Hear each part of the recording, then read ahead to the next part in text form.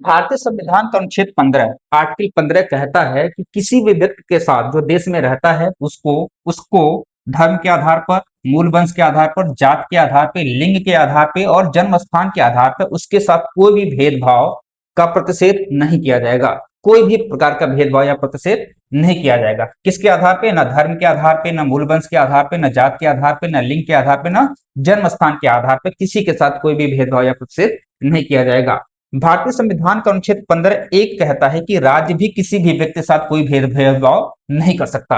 यानी राज्य को भी अधिकार नहीं है कि किसी भी व्यक्ति के साथ, चाहे वो किसी भी जाति में, किसी भी धर्म में, किसी भी जगह पैदा हुआ है, उसके साथ भेदभाव करेगा।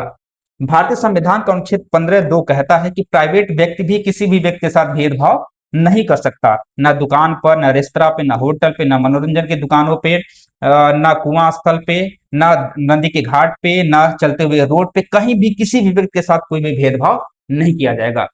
आप जानते हैं कि भारत में जातियों वाला देश है। भारत विभिन्न विभिन्न धर्मों जातियों में बटा हुआ देश है। आजादी से पहले भारत में बहुत ही उच्च लेवल का भेदभाव था।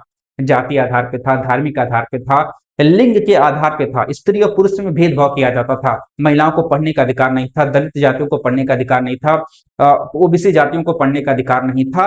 वो जिस जाति में जन्म लेते थे उसी जाति का काम करते थे, उनको कोई प्रकार का अधिकार नहीं था। लेकिन भारतीय संविधान बनने के बाद इन सारे कमियों को दूर करने की कोशिश की गई और आर्टिकल 15 में ये सारी चीजों की व्यवस्था की गई।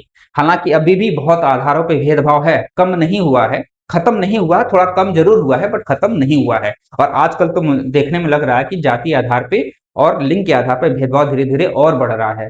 हालांकि जैसे जैसे समाज आर्थिक आधार पे एक समानता लाएगा तो सामाजिक आधार पे भेदभाव थोड़ा सा कम होगा। Thank you.